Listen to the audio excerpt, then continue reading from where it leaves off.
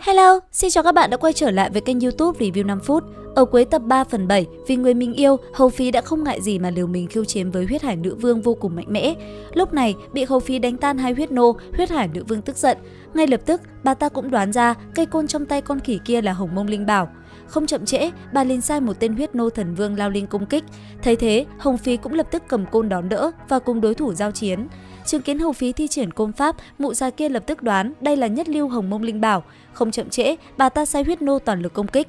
Đúng vào lúc này, cảm nhận nguy hiểm đang tới gần, Hầu Phí lập tức lên tiếng hét: "Đại ca!" Lời hắn vừa dứt thì Tần Vũ thân hình đã nhoáng lên. Sau đó, anh ấy lập tức phá tan trói buộc và cứu Hầu Phí thoát khỏi nguy hiểm trong gang tấc. Đến đây, huyết hải nữ vương cũng phải giật mình. Ngay lập tức, bà ta nhận ra chỉ Tần Vũ mới có thể phá tan được thời gian tĩnh chỉ của mình. Tuy nhiên, bà ta không sợ mà ép Tần Vũ để lại cây côn của Hầu Phí. Đáng tiếc, Tần Vũ lại chẳng biết sợ là gì, anh ấy liền đưa ra một thách thức. Nếu anh ấy đánh bại bà ta phải để Hầu Phí dẫn người mình yêu đi. Nếu mình thua, bà ta sẽ có một món nhất lưu Hồng Mông Linh Bảo.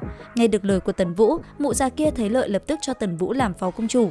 Tuy nhiên, ép Tần Vũ làm cái chức quyền anh ấy không thèm, bởi vậy mà sau một hồi võ mồm, hai bên đã liền lao vào nhau mà chiến.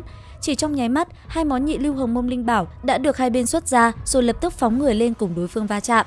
Tích tắc, hai người đã lại tách ra. Lần này, một bên đỏ rực, một bên xanh ngắt, hai lĩnh vực cũng được cả hai phóng ra, khiến thời gian ngưng lại. Tới đây, võ mồm vài câu, Tần Vũ cùng huyết hải nữ vương lại một lần nữa lao vào nhau mà chiến tiếp, song phương cứ thế va chạm. Một hồi lâu sau, cả hai mới dừng lại, huyết hải nữ vương tưởng mình đã thắng, thì Tần Vũ lại lấy ra tàn tuyết thần thương. Lúc này, trận chiến mới thật sự gay cấn, cả hai tung ra thực lực mạnh nhất của mình, đồng thời Tần Vũ cũng phải sử dụng ra phân thân mới ngang sức. Tuy nhiên, sau một hồi chiến đấu, Tần Vũ vẫn là giữ sức, đến khi anh ấy dùng toàn lực, trận chiến cũng chân chính kết thúc, nữ vương đại bại, mụ ta bị không gian đông kết của Tần Vũ giam cầm, khiến bà ta không thể nhúc nhích. Nhìn cô ta đã thua, Hầu Phí vui sướng lập tức làm theo lời Tần Vũ dẫn người mình yêu là Tử Hà rời khỏi huyết hải cung. Thế nhưng, ngay khi Hầu Phí muốn rời đi thì mụ già nữ vương kia đã gây khó, bởi vì chỉ cần bà ta muốn, Tử Hà sẽ lập tức bỏ mạng. Bởi vì điều này, Tần Vũ và mụ già kia lại một lần nữa phải đàm phán. Tuy nhiên, cuộc đàm phán này lại diễn ra không thuận lợi. Mụ già kia vô cùng ngoan cố, cho dù Tần Vũ có làm gì, mụ ta vẫn không chịu để Hầu Phí và Tử Hà được hạnh phúc bên nhau. Đến đây, huyết hải nữ vương cũng đưa ra lời yêu cầu của mình, bà ta muốn Tần Vũ giao ra một kiện nhất lưu Hồng Mông Linh Bảo để trao đổi. Cũng vì vậy, nó liền khiến Tần Vũ rơi vào trầm tư. Đúng vào lúc Tần Vũ định đáp ứng với bà ta thì một đạo thần thức thanh âm vang lên nói: "Tiếp Vân, nể mặt mũi ta, sau này không được gây khó khăn cho Hầu Phí, Tử Hà, Hồng Vân cũng không được cản trở Tần Vũ." Nghe được đạo thần thức vừa truyền tới này, bà ta giật mình, rốt cuộc cũng không thể cự cãi người vừa truyền thần thức tới và đành phải đồng ý. Đến đây, bà ta lạnh lùng nói: "Tần Vũ, từ hôm nay ngươi đừng phá hoại chuyện của ta cũng sẽ không quản chuyện Hầu Phí." Lời bà ta vừa dứt, Tần Vũ đứng ở giữa không trung, không tin vào mắt mình, còn huyết hải nữ vương nói xong bà ta cũng liền biến mất. Không lâu sau, Tần Vũ đã trở về phủ đệ của mình. Vừa về, Hầu Phí đã lập tức chạy tới ôm chầm lấy đại ca của mình và cảm ơn. Nghe thế, Tần Vũ mỉm cười rồi nói với ba người Tử Hà, Hồng Vân và Hầu Phí vài lời. Xong xuôi, anh ấy liền để Hồng Vân rời đi. Tuy nhiên, khi Hồng Vân rời đi, Hầu Phí lại đột nhiên dao động trước nàng.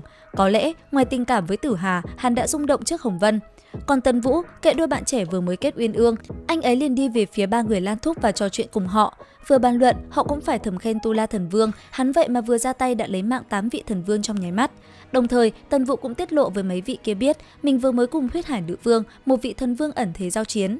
Cứ thế, mọi người cùng nhau bàn luận, nháy mắt thời gian đã trôi qua được mấy tháng, cái bụng Lập Nhi rốt cuộc đã lớn dần. Đến một hôm, mọi người rất nhanh đã tập trung lại trước một gian phòng chờ đợi Lập Nhi sinh hài tử thứ hai.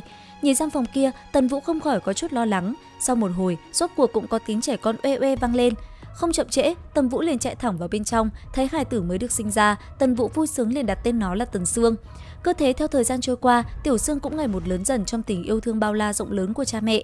Đồng thời lúc đó, Tần Tư cũng đã ngày một lớn dần, chớp mắt đã thành cậu thiếu niên, cứ thế cuộc sống của cả gia đình trôi qua thật hạnh phúc. Và liệu rằng tiếp theo, cuộc chiến ở Thiên Tôn Sơn sẽ hấp dẫn thế nào? Theo dõi kênh YouTube Review 5 phút để biết thêm chi tiết các bạn nhé. Xin chào và hẹn gặp lại!